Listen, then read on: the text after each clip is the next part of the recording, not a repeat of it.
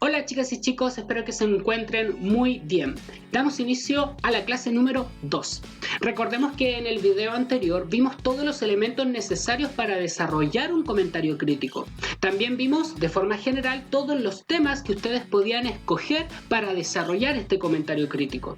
Hoy día vamos a profundizar en los tres primeros. Estos son: igualdad ante la ley y necesidad de una constitución, separación de los poderes del Estado y soberanía popular. Si se dan cuenta, con las imágenes que aparecen en la diapositiva tienen mucha relación, ya que lo que estamos viviendo hoy día también es parte de la construcción de un Estado-nación. Pero nosotros vamos a profundizar en un contexto histórico para comprender el presente.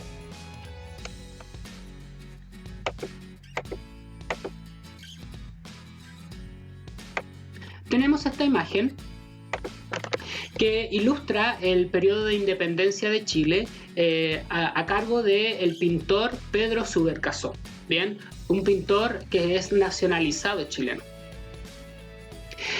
Cuando mencionamos el contexto histórico, nos vamos al periodo de tiempo comprendido entre 1810 a 1837, conocido por Gabriel Salazar como tiempo madre. Bien.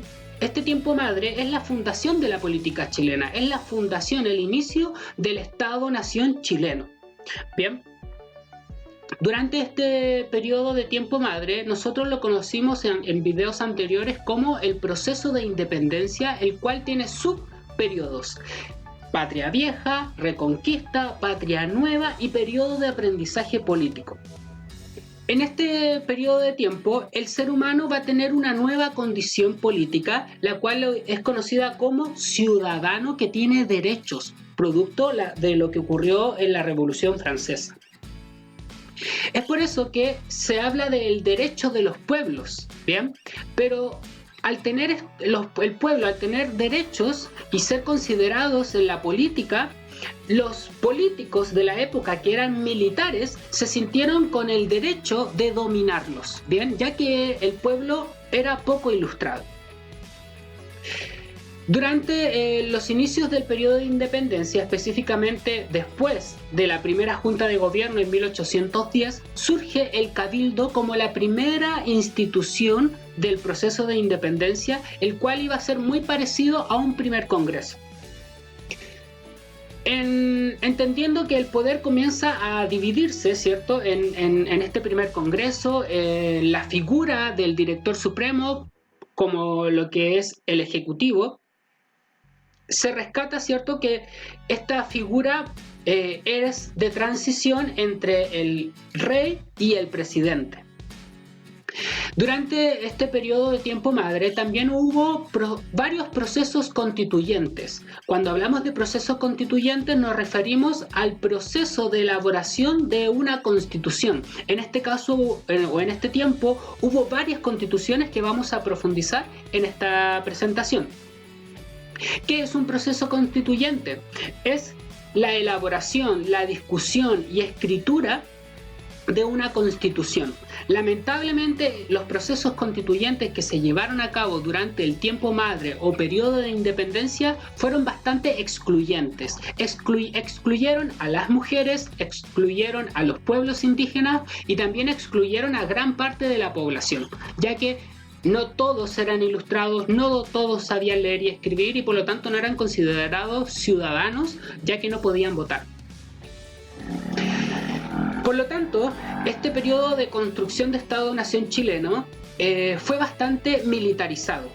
Bien, por lo que habíamos dicho que los políticos que estaban a cargo de construir el Estado-nación chileno eran militares. A diferencia de lo que ocurre en la actualidad, que hablamos de una construcción ciudadana del Estado-nación chileno, ya que hay una mayor democracia, hay una mayor participación, hay una mayor inclusión y lo vamos a dialogar al final de la presentación. Cuando nos referimos a la historicidad constitucional, nos referimos a la historia de las constituciones. Y vamos a comenzar con la primera de ellas, que es el Reglamento Constitucional de 1812, que se inicia el 27 de octubre de 1812 hasta el 6 de octubre de 1813. Contaba con solo 27 artículos que legitimaban el gobierno dictatorial de aquel entonces de José Miguel Carrera. Reconocía a Fernando VII como el soberano del proceso de independencia y establecía la religión católica y apostólica. Por otro lado, tenemos la Constitución de 1818, que consideraba la soberanía de los pueblos. Ok, excelente, pero tan solo era letra muerta porque en la práctica no era considerado. El poder estaba centrado en el director supremo y en el Senado. Por lo tanto, había una concentración del poder y también una concentración de la administración en Santiago, precisamente por la oligarquía santiaguina. Luego hablamos de la Constitución de 1822. Esta Constitución fue realizada por una convención constitucional, la cual no era muy legítima, no era muy aceptada por el pueblo, ya que no era representativa. El 30 de octubre de 1822 se promulga y se firma esta Constitución. Se declara en ella que la soberanía radicaba en la nación. Excelente, pero también terminó siendo letra muerta. Cuando hablamos de que la soberanía radica en la nación, es que la soberanía, el poder radica en el pueblo, pero no lo era, ya que el pueblo no tenía conocimiento de sus derechos y aparte los militares y políticos y la oligarquía santiaguina se encargó de no incluirlos en la construcción del Estado-Nación de manera política con el voto. Se señala que el gobierno de Chile será siempre representativo, lo cual tampoco fue. Bien. Compuesto de poderes independientes como el legislativo, el ejecutivo y el judicial. En este caso el ejecutivo estaba a cargo del director supremo, que duraba 6 años en el poder. Bien, y aquellas personas que podían votar tenían que ser hombres, tenían que tener más de 25 años, tenían que saber leer y escribir, y no así los sirvientes asalariados. Estaban excluidos de cualquier proceso de plebiscito. Luego tenemos la Constitución de 1823, la cual es escrita por Juan Egaña, quien impone él solo su pensamiento sin importarle el pueblo, sin importarle las ideas de la liberación, del liberalismo, en donde impone un pensamiento europeo y señala que el Estado de Chile es indivisible. También señala que la soberanía radicaba en la nación, pero el ejercicio de ella iba a estar a cargo de sus representantes.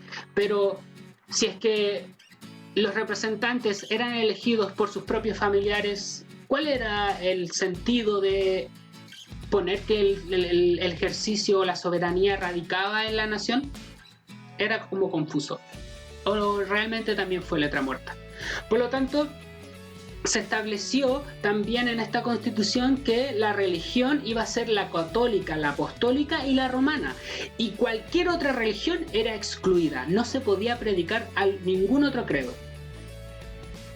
Las personas que podían votar en la Constitución de 1823 eran hombres de 21 años que supieran leer y escribir, que tuvieran alguna propiedad, que tuvieran algún comercio propio, que hayan hecho algún aporte al país o al Estado en el ámbito de la ciencia, del arte, de la industria, de la invención. Por lo tanto, era muy difícil poder votar durante el periodo o la Constitución de 1823.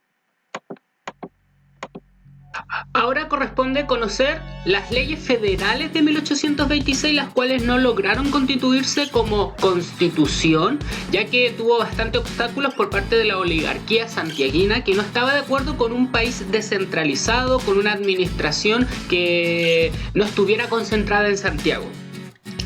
Las leyes federales impulsaron la descentralización y la administración, por lo tanto se disgregaba el poder, ya no estaba concentrado en Santiago. Las ciudades de Coquimbo y Concepción deslegitimaban un poco el Congreso oligárquico que estaba llevando a cabo Santiago años anteriores. Iba a haber una soberanía y autonomía mayor de las regiones. Y va a ser Ramón Freire quien va a echar a andar este régimen federal durante estas incipientes leyes federales de 1826. Bien, se iban a discutir la cantidad de congresistas, bien, ya que la mayoría estaba concentrada en Santiago. Por ejemplo, en Santiago existían 30 diputados, Coquimbo 8, Concepción 12, el resto eran 7 de un total de 57, por lo tanto Santiago tenía concentrado la mayor cantidad de diputados y eso concentraba el poder y la toma de decisiones. Esta administración descentralizada iba a favorecer a las provincias, ¿bien? Pero no se pudo lograr y la oligarquía atacó las debilidades que tenían las provincias, ya que no estaban 100% en condiciones de poder lograr su autonomía. También durante las leyes federales surge mediante un artículo que el Ejecutivo lo iba a ejercer el presidente como incipiente figura, ¿cierto?, política que permite hacer este cambio de director supremo a presidente.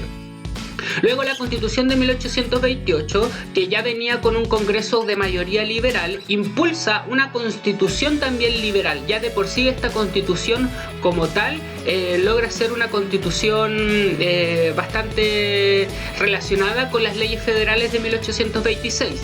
Aquí se postula que el territorio se divide en 8 provincias, la religión era la católica, con exclusión de ejercicio público de cualquier otra, es decir, se podría practicar otras religiones que no fuera la católica. Tenían derecho a votar los hombres mayores de 21 años, ahora ya no se exigía leer o escribir. Bien, y también el presidente iba a contar con 3 ministros. Esta constitución lo que se rescata es que hay una mayor amplitud a los derechos individuales de las personas. Bien. Pero aún así sabemos que falta porque no se incluían a todas las personas. Y luego la Constitución de 1833, que ya hemos conversado sobre ella con este orden portaliano que se instaura en la Constitución de 1833 y que dura bastantes años. ¿Bien? Ahora hablamos del presente. Bien. Hablamos del presente, ya que estamos en un proceso constituyente, el cual es un proceso democrático, no como en los procesos que vimos anteriormente, porque se va a consultar si es que es necesaria una nueva constitución, se va a consultar si es que la constitución que se redactó, bien, durante el periodo estipulado puede ser o no promulgada a la sociedad, al pueblo, no como antes, que solamente se le preguntaba a los militares políticos de la época. Durante este proceso constituyente se procuró de que hubiera una inclusión de la mujer, por eso se habla de una paridad de género y también de una participación de los pueblos indígenas con los escaños reservados.